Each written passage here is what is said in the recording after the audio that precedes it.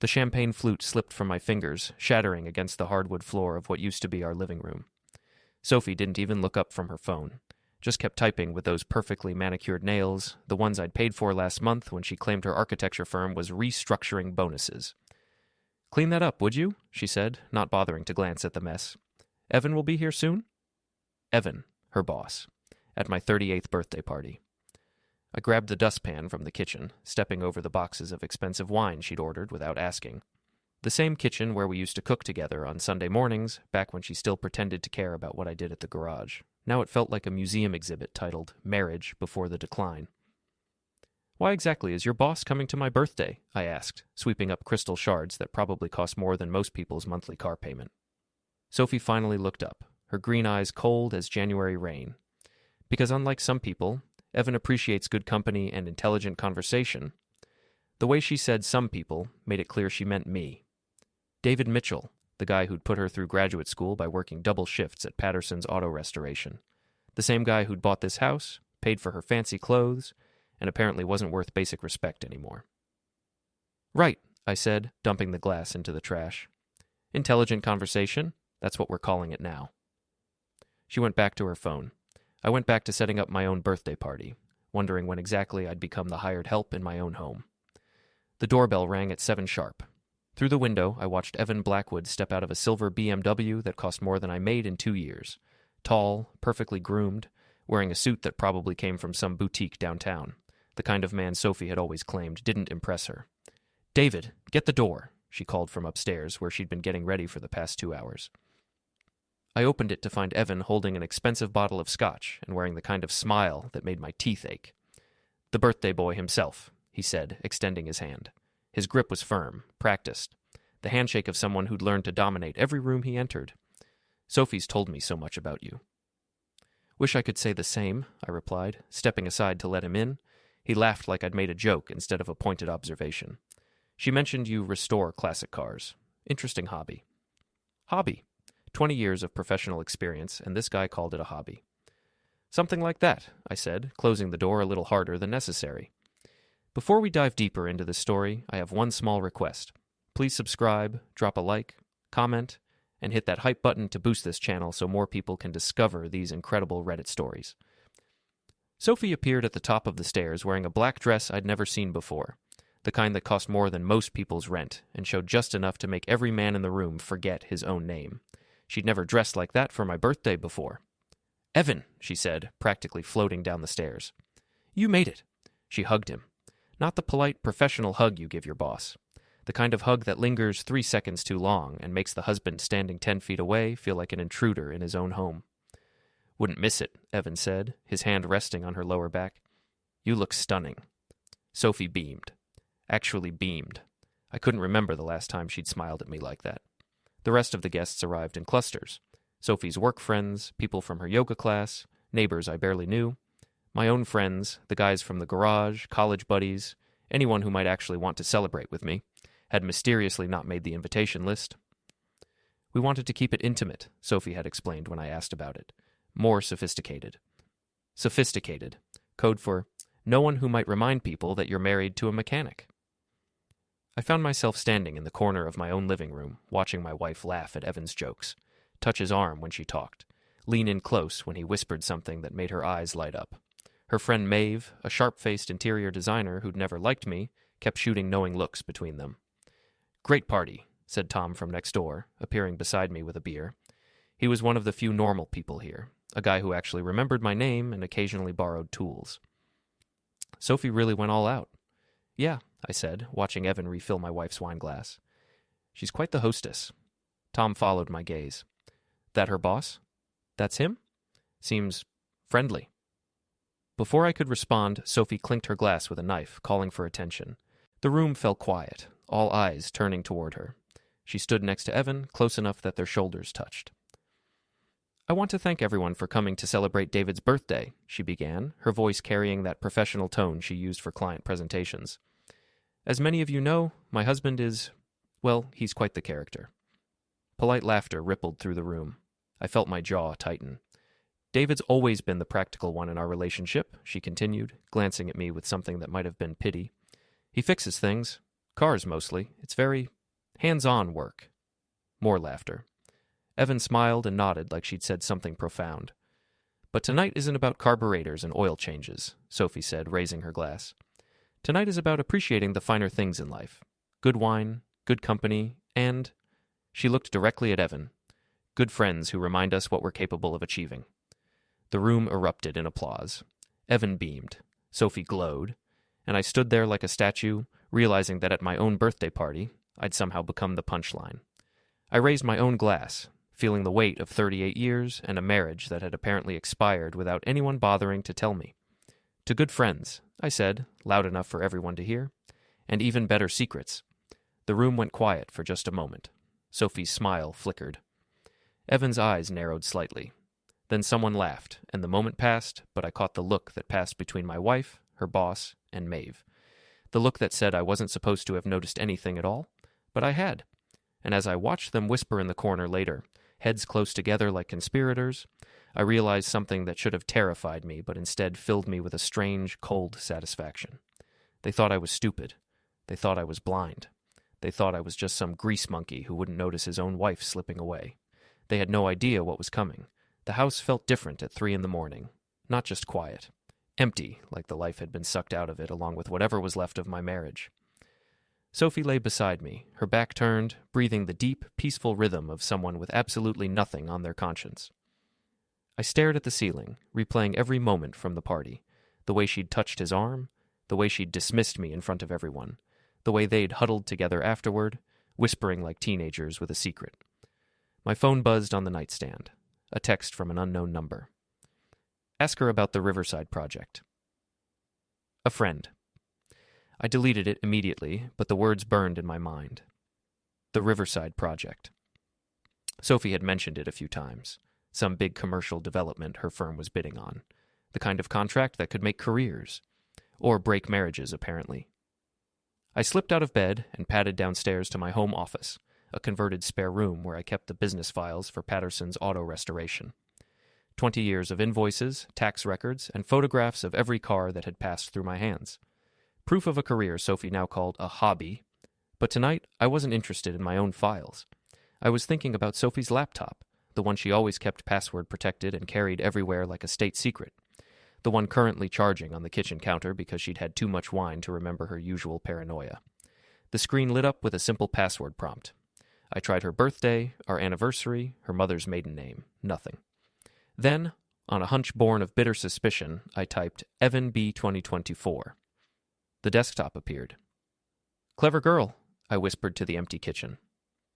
Her email was a goldmine of professional correspondence, client meetings, and project updates. Nothing obviously incriminating, but I'd learned to read between the lines during my years in business. The Riverside project was indeed huge, a $50 million contract that would set up whoever landed it for life. And based on the email chain I found, Sophie and Evan had been working very closely to secure it. Very closely. The messages started professionally enough, project specifications, zoning requirements, client preferences, but as I scrolled deeper, the tone shifted. Inside jokes. Personal observations. Messages sent at midnight and answered immediately. Then I found the folder labeled Personal. My hands shook as I clicked it open. Photos from business trips I hadn't known about. Dinner receipts from restaurants I'd never been to. Hotel confirmations for conferences that apparently required overnight stays, and text message screenshots that made my stomach turn. Can't wait to see you tonight. Dee is working late again.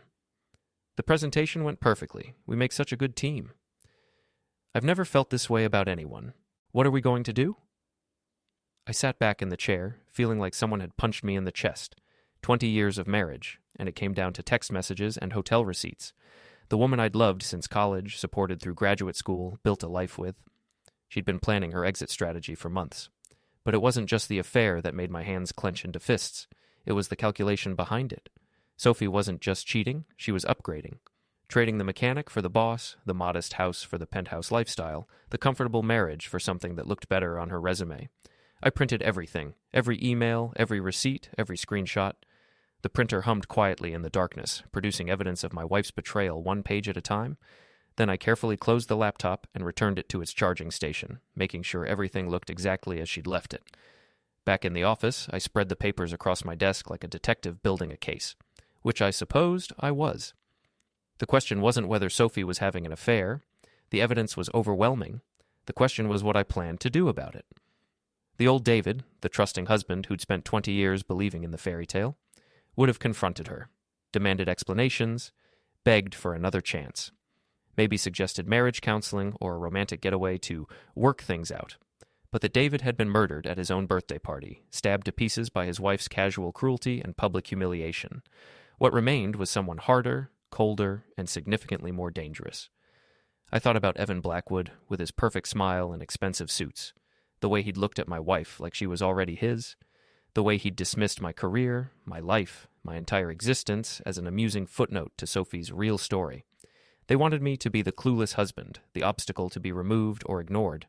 They'd built their little fantasy on the assumption that I was too stupid, too trusting, or too weak to fight back. Time to prove them wrong.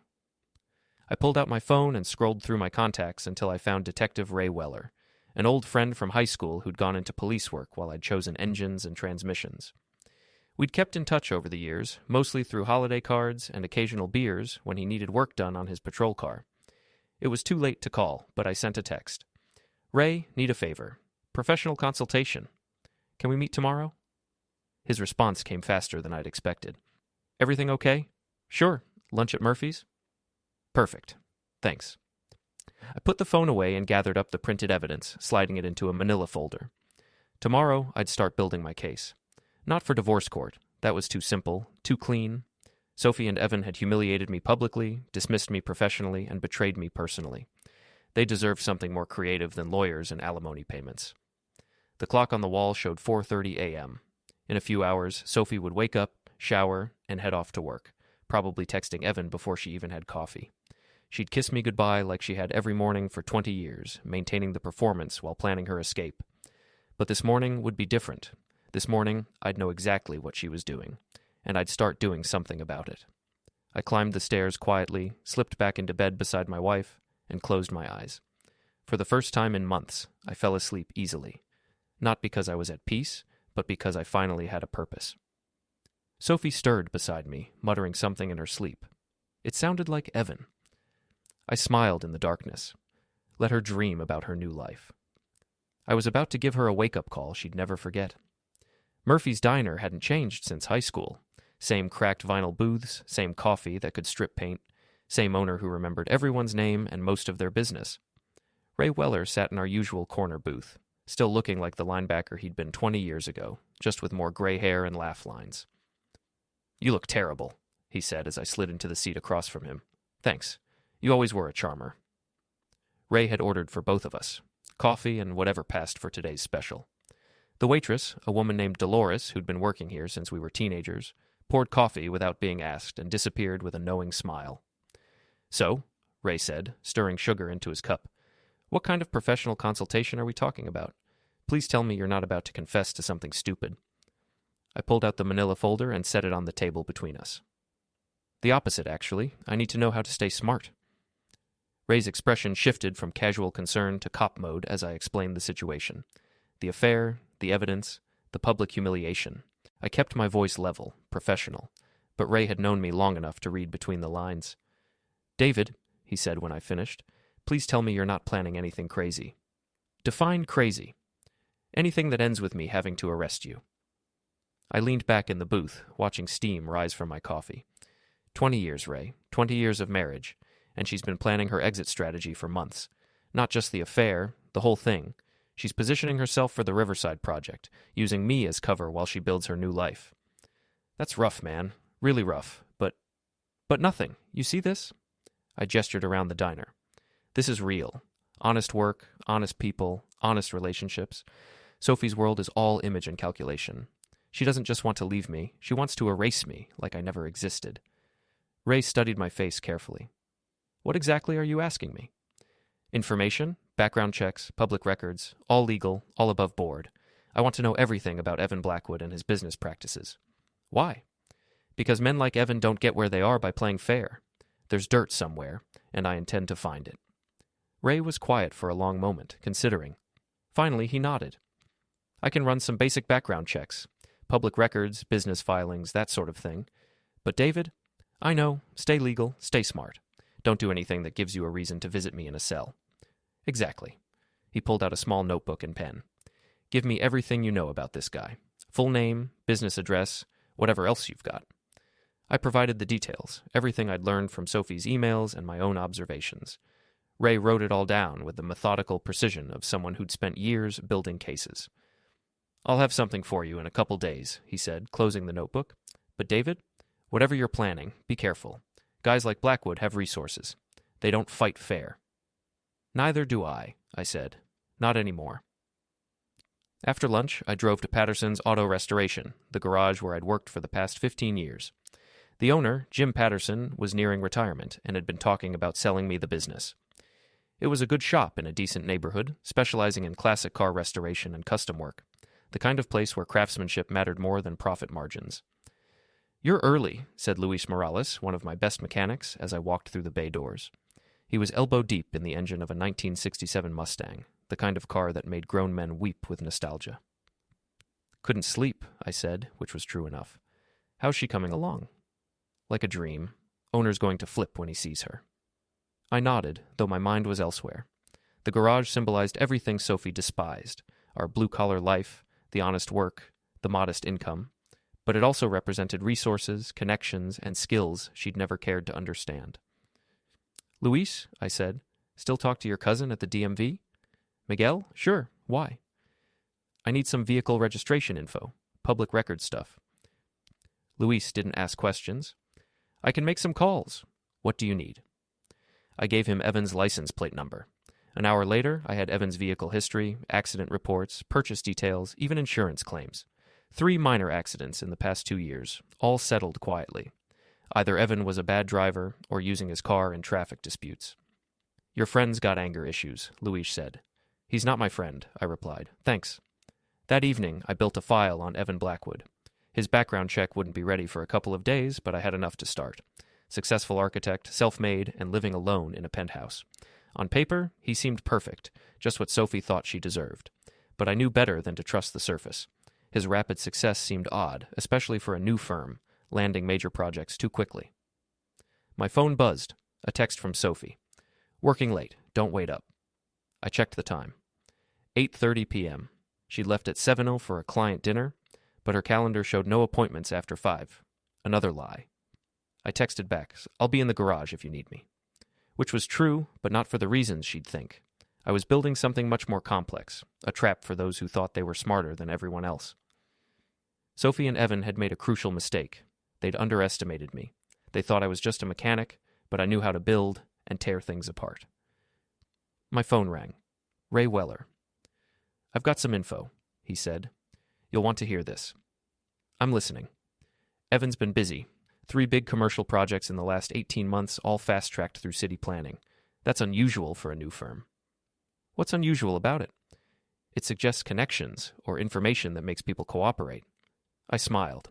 Anything else? I'm digging, but there's something off about his business model. Too much success too fast, with little oversight. I'll know more tomorrow.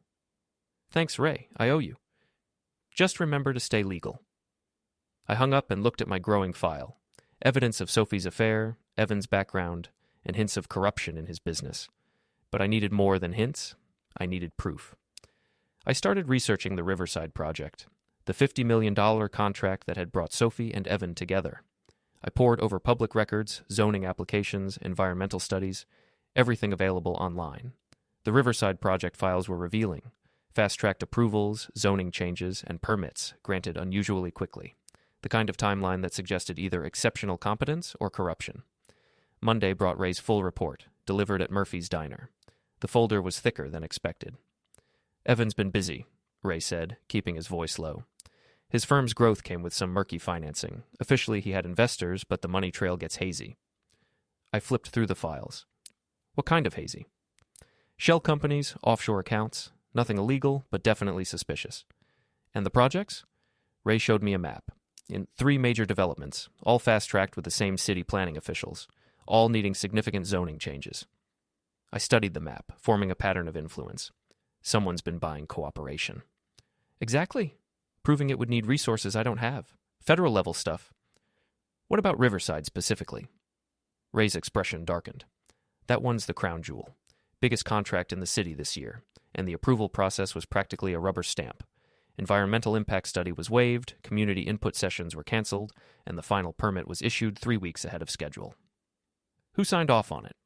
Planning Commissioner Janet Walsh. She's been very cooperative with Blackwood architecture lately.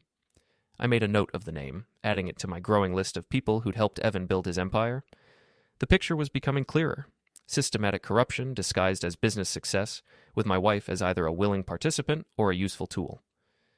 Ray, I said, hypothetically speaking, what would happen if this information found its way to the right people? Hypothetically, major investigation, possible federal charges, careers destroyed, contracts canceled, the kind of scandal that makes front-page news for months. And hypothetically, what would happen to anyone connected to these projects? Ray studied my face carefully. Depends on their level of involvement. If they were just doing their job, following orders, they'd probably survive with some professional embarrassment. But if they were active participants in the corruption, he didn't need to finish. I could imagine Sophie's reaction to seeing her career destroyed, her reputation ruined, her carefully planned future reduced to ashes. The woman who'd dismissed me as a hobby mechanic would find herself unemployable in her chosen field. David, Ray said quietly, I know what you're thinking, but be careful. These people have resources, connections, lawyers. They don't go down easy. Neither do I said, closing the folder. Thanks for this. I owe you big time. Just promise me you'll be smart about whatever you're planning, I promised, though we both knew I was already past the point of simple revenge. This had become something larger, more complex, not just about my failed marriage, but about justice for everyone who'd been cheated by Evan's system of corruption. That afternoon, I implemented the first phase of my plan, a simple phone call to the city's anonymous corruption hotline, providing just enough information to trigger an inquiry. Nothing traceable back to me, nothing that would alert Evan or Sophie to the coming storm. Then I waited. Sophie came home that evening in an unusually good mood, practically glowing with excitement. She kissed me on the cheek, the first physical affection she'd shown in weeks, and poured herself a glass of wine. Great day at work? I asked, playing the role of the oblivious husband. The best. We just got final approval on the Riverside project. Evan's over the moon. That's wonderful, I said, meaning it in ways she couldn't imagine. You must be proud of all your hard work. I am. This project is going to change everything for us. For us. The irony was perfect. Sophie thought she was talking about her future with Evan, but she was actually describing the beginning of the end for both of them. My phone buzzed with a text from an unknown number. Saw your wife at the Marriott downtown. Thought you should know. A concerned friend. I showed Sophie the message, watching her face carefully. The color drained from her cheeks, and her hand trembled slightly as she set down her wine glass. That's weird, she said, trying to sound casual. Probably mistaken identity. Probably, I agreed. Though you were at the Marriott last week for that client meeting, weren't you? Yes, but, it was just business. Of course, I never doubted that. But the seed was planted. Sophie spent the rest of the evening glancing at her phone, checking messages, looking increasingly nervous. The anonymous text had done exactly what I'd intended. Made her paranoid, made her wonder who was watching, made her realize that her secret wasn't as safe as she'd thought. I'd sent the text myself, of course, using a burner phone I'd bought specifically for this purpose. The first of many psychological pressure points I planned to apply over the coming weeks. That night, as Sophie tossed and turned beside me, I lay awake planning the next phase. The corruption investigation would take time to develop, weeks or months before it became public, but I couldn't wait that long for satisfaction. I needed something more immediate, more personal, something that would remind Evan Blackwood that he'd made a serious mistake when he decided to steal my wife and humiliate me in the process. I thought about his BMW, his perfect suits, his arrogant smile, all symbols of the success he'd built on corruption and other people's misery. Symbols that could be tarnished, damaged, or destroyed by someone with the right skills and motivation. Someone like me. I'd spent 20 years learning how machines worked, how to fix them when they broke, and more importantly, how to break them when they needed to be broken. Cars were just complex puzzles, and I'd always been good at puzzles, especially when I had the right motivation. Tuesday morning, I followed Evan to his usual coffee shop, a trendy place downtown where he held informal business meetings. I watched him park his BMW in the adjacent garage, noting the security cameras and traffic patterns. Then I waited. Patience was key to any good plan. Rush the job, and you make mistakes. Take your time, and you find opportunities. The opportunity came at 2:30 p.m., when Evan left his car in the same garage to attend a city planning meeting. The meeting was scheduled to last 2 hours, giving me plenty of time to work. I'd brought a small toolkit and a few specialty items from the garage. Nothing dramatic, nothing dangerous. Just a few minor adjustments that would cause maximum embarrassment with minimal risk. 20 minutes later, I was back in my truck, driving away with a satisfied smile. Evan's BMW looked exactly the same as before, but it would never run the same again. Not until he paid for extensive repairs and answered some very awkward questions about what had happened. My phone rang as I pulled into traffic. Sophie. David, where are you? Running errands. Why? Just wondering. I might be late tonight. Another client meeting. Of course. Don't work too hard. I hung up and checked the time. Sophie's client meeting was probably with Evan, which meant they'd both be together when he discovered my handiwork. The thought filled me with dark satisfaction. Phase 1 was complete. The corruption investigation was underway, the psychological pressure was building, and Evan was about to learn that his perfect life wasn't as secure as he'd thought. But this was just the beginning. I had much bigger plans for the man who'd stolen my wife and the woman who'd betrayed 20 years of marriage. They wanted to play games with people's lives? Fine. But they were about to discover that I played by different rules, and I played to win. Evan's BMW lasted exactly 47 minutes after he left the city planning meeting. I know because I was parked across the street when the tow truck arrived, watching through binoculars as he stood on the sidewalk in his expensive suit, gesturing frantically at the mechanic who was shaking his head and pointing at the engine. The beauty of automotive sabotage is in the subtlety. Anyone can slash tires or break windows, but that's crude, obvious, criminal. What I'd done was far more elegant. A few loose connections, some strategically placed debris, and a timing system that would cause cascading failures throughout the engine. To a casual observer, it would look like catastrophic mechanical failure. To a trained mechanic, it would look like the kind of thing that happens when you buy expensive cars but skip regular maintenance. My phone buzzed with a text from Sophie. Going to be very late tonight. Crisis at work? I smiled and typed back. Sorry to hear that. Hope everything works out. The crisis, I knew, was her lover stranded downtown with a car that had just cost him several $1,000s and a significant amount of professional embarrassment. Sophie was probably on her way to pick him up, playing the role of supportive colleague while secretly planning their next romantic rendezvous. But that was fine. While they dealt with automotive disasters, I had other business to attend to. The envelope from Ray Weller had arrived that morning, containing the final piece of information I needed. Planning Commissioner Janet Walsh's complete financial records for the past 2 years.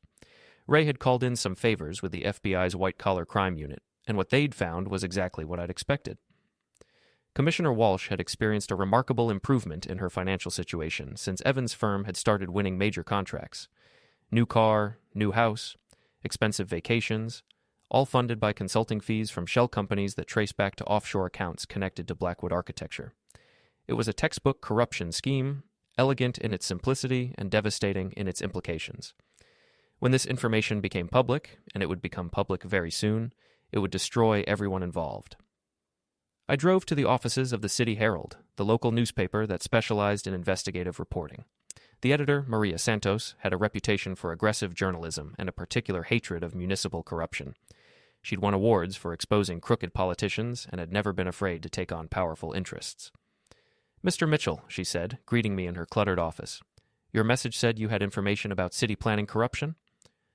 I handed her a manila envelope containing copies of everything, financial records, project timelines, approval documents, and a detailed analysis connecting all the pieces. This is about the Riverside project and several others. I think you'll find it interesting. Maria opened the envelope and began reading, her expression growing more focused with each page. After 20 minutes, she looked up with the kind of smile that made corrupt officials lose sleep. This is explosive, she said. Where did you get it? Does it matter? Everything there is documented, verifiable, and legally obtained. The question is whether you're interested in the story. Interested? This is the kind of story that wins Pulitzer Prizes. But I have to ask, what's your motivation here? People don't usually hand over this kind of information without a personal stake. I'd prepared for this question. I'm a taxpayer and a business owner. I'm tired of seeing honest contractors shut out of projects because they won't play dirty games. This city deserves better. It was true, as far as it went. I just didn't mention the personal aspects of my motivation. Maria nodded slowly. I'll need time to verify everything, contact sources, build a complete picture. This kind of story takes weeks to develop properly. I understand, but when you publish, make sure you have all your facts straight. These people have lawyers." "They'll need them," Maria said grimly. I left the newspaper office feeling lighter than I had in months. The wheels of justice were now in motion, grinding slowly but inexorably toward the destruction of Evan's corrupt empire. But justice was a long-term satisfaction. I needed something more immediate. That evening, I implemented Phase 2 of my personal campaign against Evan Blackwood. If Phase 1 had been about mechanical sabotage, Phase 2 was about psychological warfare. I'd learned from Sophie's emails that Evan was obsessively image-conscious, terrified of anything that might damage his reputation or professional standing. He'd built his success on projecting an aura of competence and control, and he reacted badly to anything that threatened that image. So I decided to give him something to react to. The first anonymous package arrived at his office the next morning. Photographs of his BMW being towed, along with a note that read, "Nice car. Shame about the maintenance." Nothing threatening, nothing illegal, just a reminder that someone was watching. The second package arrived at his home that afternoon. Copies of his insurance claims from the past 2 years, with a note asking, "Do you always drive this aggressively?" The third package went to his country club, a detailed analysis of his recent business successes, with pointed questions about how he'd managed to navigate city planning so efficiently. Each package was untraceable, sent from different post offices by someone wearing different disguises. Each one contained publicly available information presented in ways that would make Evan increasingly paranoid and uncomfortable. By Thursday, Sophie was a nervous wreck. She jumped every time her phone rang, checked the locks twice before leaving the house, and kept glancing over her shoulder like she expected to find someone following her. The psychological pressure was working exactly as I'd planned. "Are you okay?" I asked over breakfast, playing the concerned husband. "You seem stressed." "Just work stuff," she said, not meeting my eyes. "Some problems with a client." "Anything I can help with?" "No, it's complicated. Professional issues." I nodded sympathetically and poured her more coffee. "Well, if you need to talk, I'm here. That's what marriage is for, right? Supporting each other through difficult times?" Sophie's face went pale, and she excused herself to get ready for work. I watched her leave, noting the way she checked the street before getting in her car, the way she locked the doors immediately, the way she drove just a little too fast. Fear was a powerful motivator, and Sophie was finally beginning to understand that her actions had consequences. My phone rang an hour later. Ray Weller. "David, we need to talk. Now." His tone was serious, professional, cop serious. "What's wrong?" "Meet me at Murphy's in 20 minutes. And David, be careful driving over here. Make sure you're not being followed." I felt a chill run down my spine. "Ray? What's going on?" 20 minutes. Come alone." The line went silent, leaving me with more questions than answers and a growing sense that my carefully planned revenge was about to become much more complicated. I grabbed my keys and headed for the door, wondering if I'd finally pushed things too far, or if someone else was playing games I didn't understand. Either way, I was about to find out. Ray was already waiting when I arrived at Murphy's, sitting in the back corner booth with his back to the wall and his eyes on the door. Cop habits, developed over 20 years of dealing with people who solve problems with violence instead of words. "You look worried," I said, sliding into the seat across from him. "I am worried. About you, about this whole situation, about what you might be planning next." Ray leaned forward, lowering his voice. "David, someone's been asking questions about you." The coffee in my mouth suddenly tasted like metal. "What kind of questions?" "The kind that suggest you've made some powerful enemies. Yesterday, I got a call from a private investigator working for Blackwood Architecture. He wanted to know about your background, your finances, your relationship with law enforcement.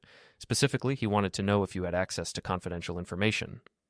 I set down my cup carefully, mind racing through the implications. Evan was fighting back, using his resources to investigate me. The anonymous packages had gotten his attention, but not in the way I'd hoped. Instead of becoming paranoid and making mistakes, he was going on the offensive. "What did you tell him?" "Nothing. I don't talk to private investigators, especially ones working for people under federal investigation." Ray paused, studying my face. "Because that's what this is now, David. The FBI opened a formal investigation into Blackwood Architecture yesterday.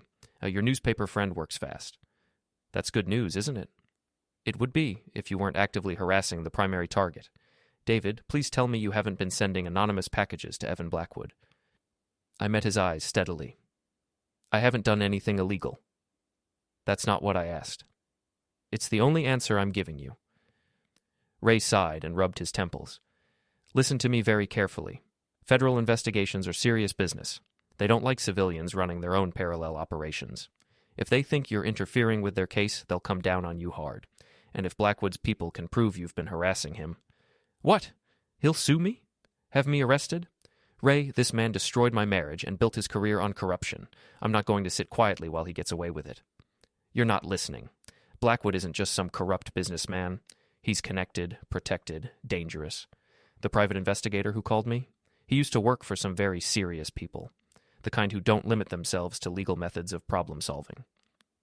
That stopped me cold. I'd been thinking of this as a game, a contest of wits between a betrayed husband and an arrogant executive. But Ray was describing something much darker, more dangerous. Are you saying I'm in physical danger? I'm saying you need to be very careful.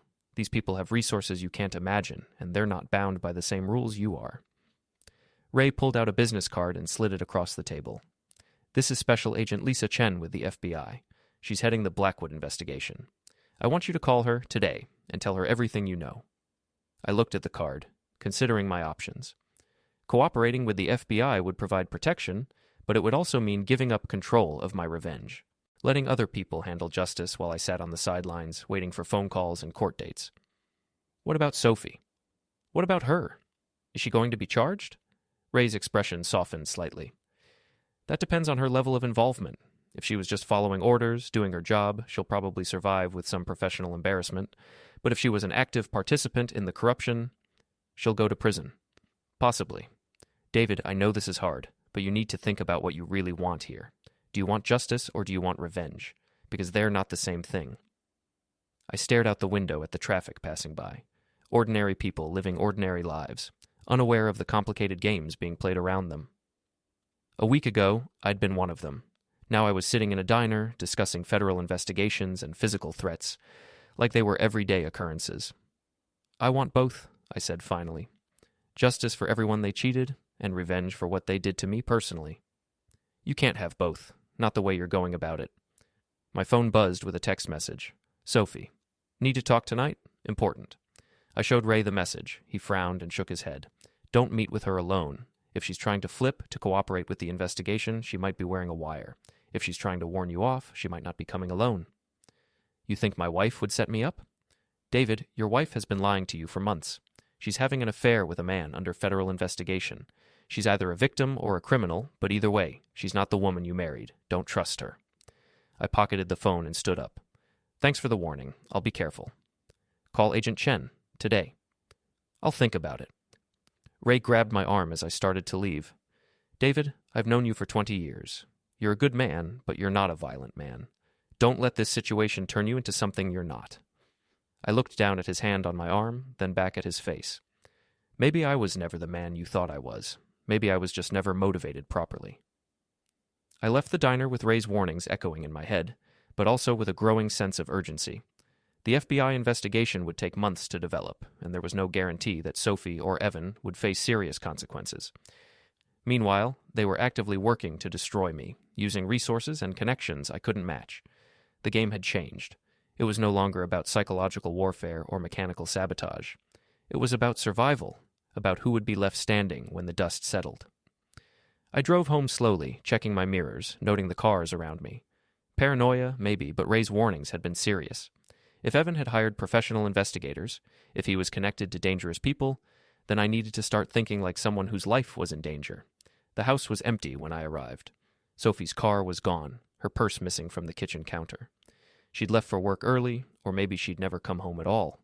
I was past caring about the details of her deception. I went to my office and pulled out all the files I'd accumulated. Evidence of the affair, documentation of the corruption, photographs and financial records and email printouts. Everything I'd need to destroy Evan's empire and Sophie's career. But Ray was right about one thing. I couldn't have justice and revenge. Not the way I'd been planning it. So I made a choice. I picked up the phone and dialed the number on Agent Chen's business card. Time to change the rules of the game one more time. But first, I had a meeting with my wife. And despite Ray's warnings, I was going alone. Some conversations required privacy, and this was going to be one of them. ChatGPT Skazal, I walked into the kitchen, silently placing the manila folder full of evidence on the table, and looked her in the eyes. Sophie's mask fell away. First surprise, then panic. followed by the familiar coldness, the calculating defense. "I've already sent everything to the FBI," I said slowly, my voice steady. "And the newspaper. You can cooperate or stay silent and wait for the consequences." She sank into the chair, begging, making excuses, pleading for another chance. Her words were hollow, empty. The woman I'd once known, the woman I had supported for 20 years, was unraveling before me, and I wasn't sure I even recognized her anymore. I gave her an hour to pack her things. I didn't need to hear more lies. I had already made my decision. As I stood in the doorway, I looked back at the woman I had loved, the woman who had betrayed me. I wasn't walking out broken. I wasn't walking out in defeat. I was walking out free. Free from the lies, the betrayal, and the life she had slowly poisoned with her ambition and deceit. And for the first time in a long time, I felt something I hadn't felt in years. Peace. I didn't look back.